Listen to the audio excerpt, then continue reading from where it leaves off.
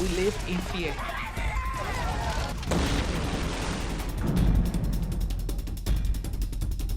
When I go out of the house in the morning, I say goodbye to my children and my family because I say that I never know whether I'm coming alive back home or not. If you look at the frontline discussion of wars, the troops, the politics, the borders, the weapons, the armies, that is a man's story. How you actually exist and continue on living in war, that's a woman's story. That story has never been told. There are no front lines in the wars in today's world. The fact is, the primary victims are women and children. Civilians are not, quote, collateral damage, as we once called them, but really very much in the center of the war zone. Women, although they are not necessarily the combatants, are often the victims. In contemporary wars, the tactic is killing or raping women. This is a very nasty weapon of war. It has probably become more dangerous to be a woman than a soldier in an armed conflict.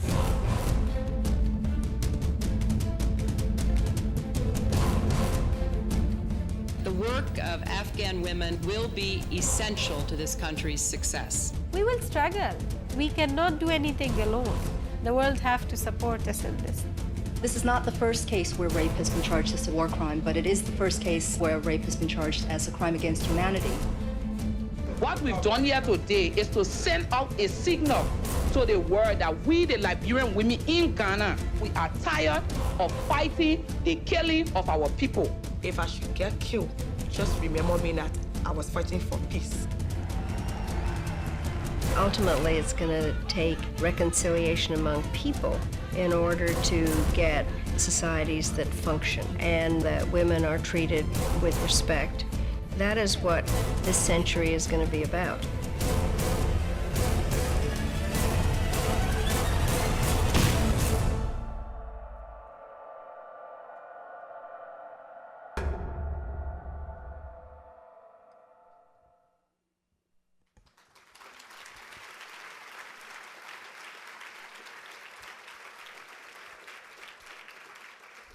I like running that before I come up because now I know nobody's sleeping.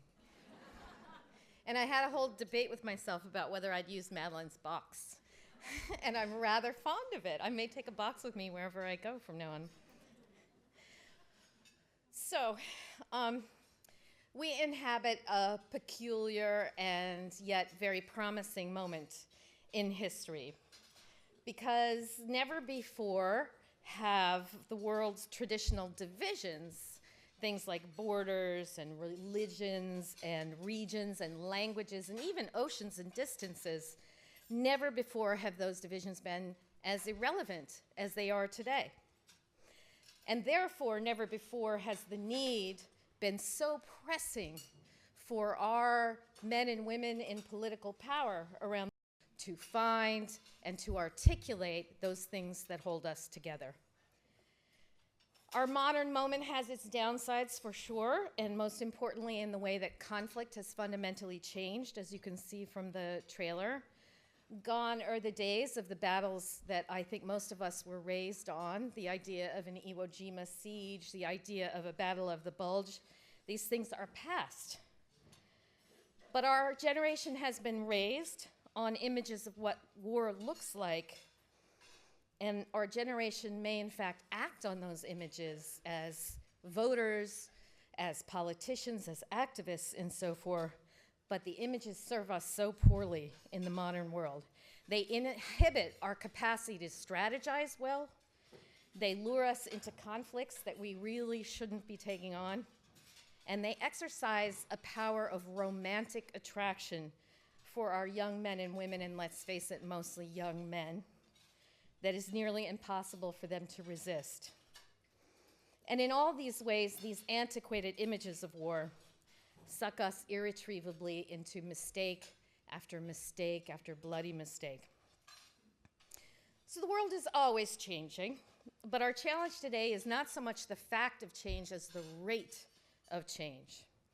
And in the struggle to acclimate ourselves in this dizzying environment, we can sometimes overlook that there are core truths, truths that are eternal and universal, but which may take on different outer appearances. But those core truths are precisely what we need to hold in our hearts, to find and to keep our bearings as the world keeps spinning on around us. And I just mastered Twitter, and you want me to understand Vine? I don't understand. Stop it. So I spent some years when my children were young sort of tethered to New York City. I didn't want to go far because they were young. So I went into the neighborhoods, and I really learned a lot about grassroots women and that kind of activism up close. And I met some extraordinary women in that world. I met the kind of heroism and integrity that you normally think you only find in epic poetry. But there it was, right under my nose, softening the burden of poverty on people, raising the voices of the unheard people, and pushing back on the relentless depredations of the particularly rough version of capitalism as it expresses itself in our cities, particularly in New York. And I came to love these women and to see them as my tribe. There was something that drew us together, a common ethos. It was deeper and more powerful than all of the externalities, the race, the history, the class, that might have discouraged us from any attempts at being friends with each other. And years later, when my kids were older and the leash was longer, I started traveling a little further afield because I wanted to see what that kind of activism looked in other countries and cultures. And what I was stunned to learn was that it looked and it sounded and it acted exactly the same. That deep ethos, that vocabulary about justice, that inclination to bring a sense of humor to absolutely everything, no matter how rough it was getting, that reflex for democracy, that sisterhood, that shared ethos was instantaneously recognizable to me and totally identifiable, whether it was a job training program in Rabat, whether it was a sex trafficking program in Cambodia, whether it was a peace building program in Liberia. All these disparate women were in fact the same people with the same aspirations and the same style of action. And given that none of these groups had ever really had the opportunity to communicate with each other or know each other, I'm still really not sure how this managed to happen, except that there might just be something out there underneath the surface of our political world that runs deep and runs universal. So I started making films about that courage and tenacity of the women that I met and loved so much around the world, in part to spread what I saw as the good news. I mean, when I started my process in my 20s, I was a bit of a lost lamb in New York City. I was looking for my purpose. I was trying to figure out what was my highest calling on the planet, and I couldn't find it. And in my camaraderie with these women, these bright, powerful women in the city, I realized that it was right under my nose. And it was not only a great way to make social change, but a way to find a deep kind of peace and happiness in my heart, a purpose of my own. And that was the good news that I wanted to spread, that if you take yourself outside of your normal circumstances, your comfort zone, if you leave the familiar behind, if you open your heart to the possibility that no matter how well educated you are, you don't have a clue what it's like to live as most of the rest of the world lives. And if you have the humility to roll up your sleeves and just simply be useful and listen, you will find your marching orders for a life of meaning alongside some of the best people on earth. So in making films, I've seen myself partly as a provider of information that hasn't gotten out to the rest of the world, and partly as a rabble-rouser, presenting sort of alternative ideas about how to organize and be politically effective, and partly, and this is hard for me to say because I can hear my father laughing from heaven, an artist expressing herself. But mixed in with all of these motives was also a desire to share what I saw as the best kept and most powerful secret in the world. So what has all this got to do with technology and women? We're here to talk about technology and women. And I say everything. It's technology, after all, that's driving this rate of change that we have to get used to. And it's through technology that we've been able to reach and spread the word about women's capacities and organizing so much further than I ever had a right to hope to do. When you make your first film at 47 and anybody but your mother goes to see it, that's a miracle. So what's been so interesting to me about the film and the weird life that it's had is that it has lived universally. So our very first screening, as odd and random as this sound, was in Srebrenica, which is in Bosnia, where there was a horrific massacre. The women asked us to come. And so 3 months before the Tribeca Film Festival, I sat in the town hall of Srebrenica with a half Muslim and half Serbian audience. And we watched Pray the Devil Back to Hell together. And I thought I would encounter resistance. I thought those women would say, oh, they're African, it has nothing to do with me, or that's somewhere else, or we're not like them. There was a shred of a second of that. They didn't spend any time on that. And that was really important. And instead of feeling distanced by the film or distracted by the differences, they saw themselves in the Liberian women. And in screening after screening, I took the film myself to 32 countries. It's shown in over 60. It went exactly the same way, regardless of the external differences between the women in the audience and the women in the film. Now, film may be an old medium to talk about as a technology, but it is a technology after all. And we get so excited about the shiny new stuff as it comes along that we forget that right under our noses, there are some very powerful tools. So try not to get too TED on me and turn the new into a kind of fetish. I have a friend who tweeted, "I want to hug you with my robot arms." If what you want is to reach people as powerfully as you possibly can, you have to choose the medium that is best suited to your message. And film is just like a lot of other media. It has the capacity to unite or divide people. It can make people feel their power, or it can make them feel despair.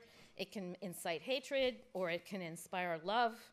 And so it's both a dangerous and a potentially incredibly healing mechanism that we need to take very seriously as we move further into the next century.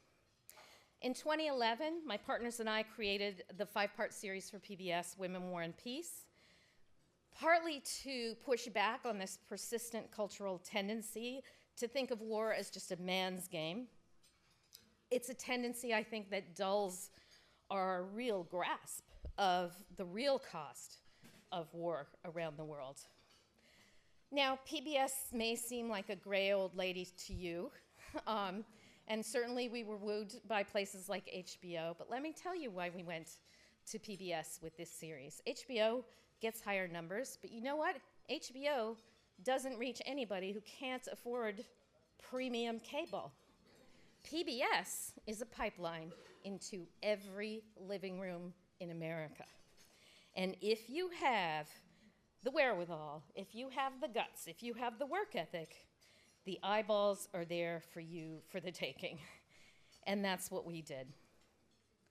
We drove our own viewership. Now, we started this project in late 2008, which could not have been a worse thing. The market was tanking, and we were looking to raise $4.5 million, mainly because we wanted to not make these films on a discount, which is often what happens with women's media. They're expected to do more with less. And we did raise that money, but what it did mean was we didn't have anybody there for us when we were finished with the films for what you would call a traditional advertising budget. In fact, Ken Burns was on the air a month before we were on the air with one of his films, and I have to cop to a certain amount of jealousy because there was one day I took a subway uptown. It was all over my subway car. I took a cab downtown. It was on top of my cab. And I turned on Jeopardy just to relax, and he had a Jeopardy category. It was horrible. So I know we're supposed to support each other, but we took the lack of advertising dollars as a challenge, and I'm weirdly happy that it worked out this way, because now, frankly, I can be very certain of what it's possible to accomplish if you use the new media and a little old-fashioned work and shoe leather. We call it a high-low tech campaign, over and above what traditional marketing can do. So we reached 13 million unique viewers, which, if you know PBS numbers, is really, really hitting it out of the park.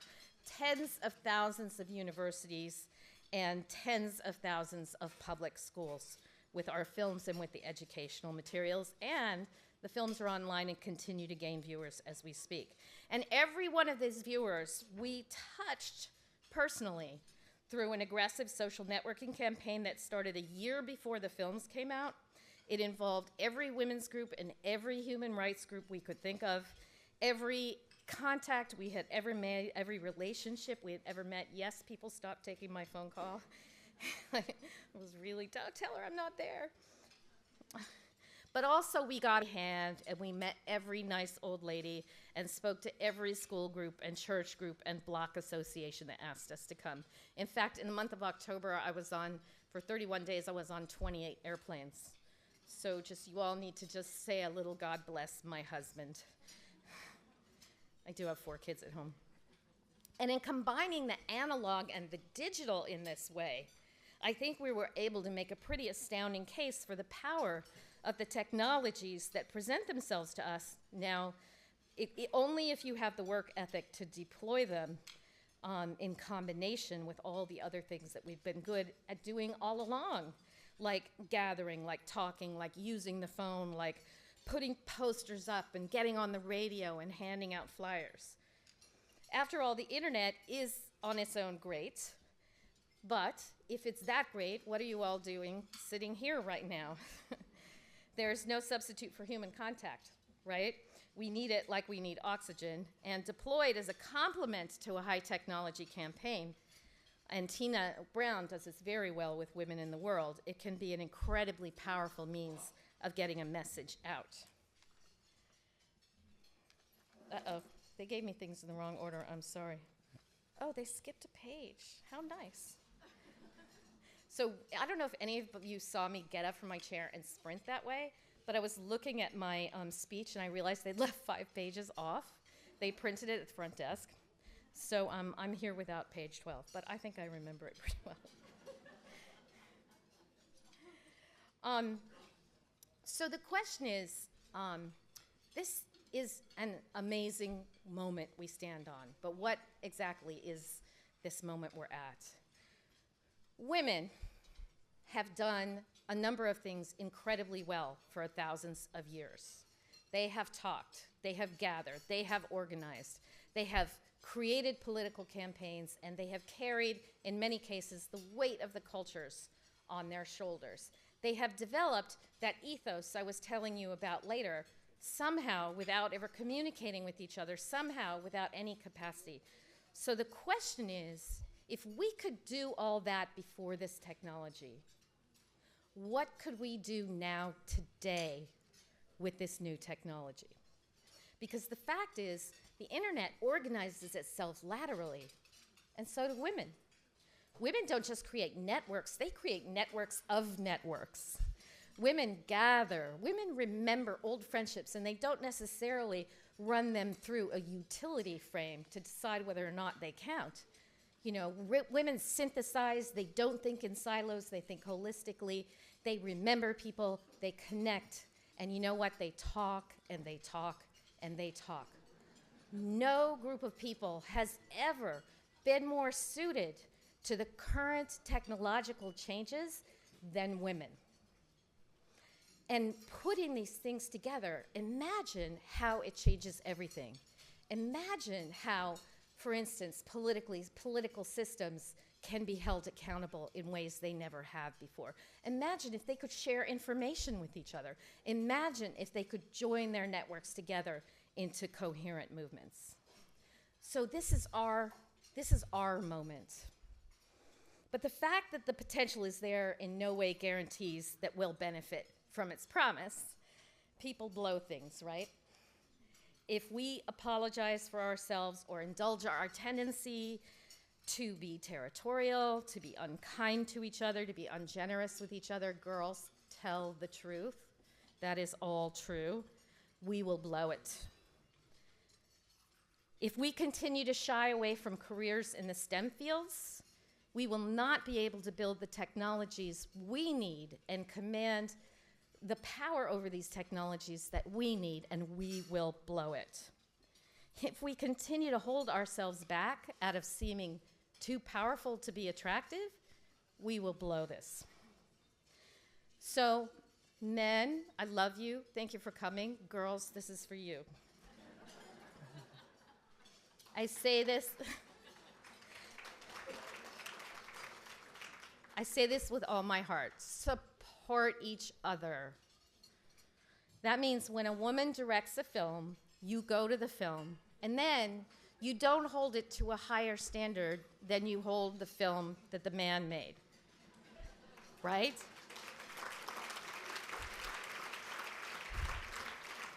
Guys, have you ever seen a film by Michael Bay?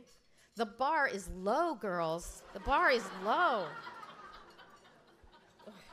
And there are now, believe it or not, fewer women in the Directors Guild today than there were 20 years ago. We are not moving forward.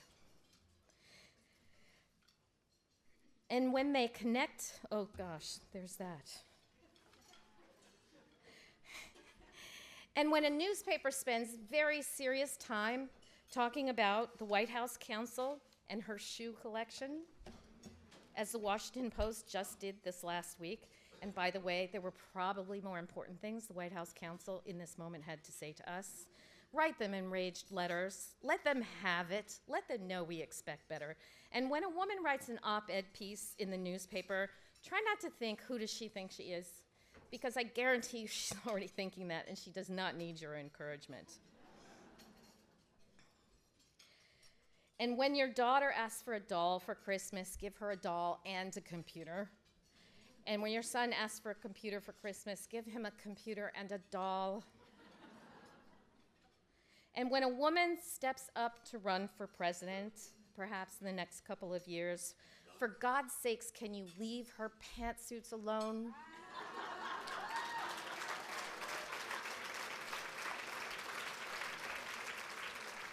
I don't know, Maureen Dowd, if you're out there, but shut it down, girlfriend. We need to demand better of our media and our pundits. Can you please make sure that what we talk about is what she's talking about and not what she's wearing? Let's do it differently this time. And you know, maybe if we do it differently, we'll finally shift the paradigm that's been needing shifting all this time. So I get the great honor of introducing you to the kind of woman that I've just been talking about, those amazing, courageous women that I met in neighborhoods and then went out and met around the world. But naturally, the type size decreased, so I gotta do this, because I'm a girl of a certain age. So I've had the privilege of introducing a lot of really incredible women, and I hear their incredible, inspiring stories. And now we get to meet an amazing woman. I just met her earlier, and honestly, I can so quickly tell at this point whether I'm talking to a fellow traveler or not, and she is a fellow traveler.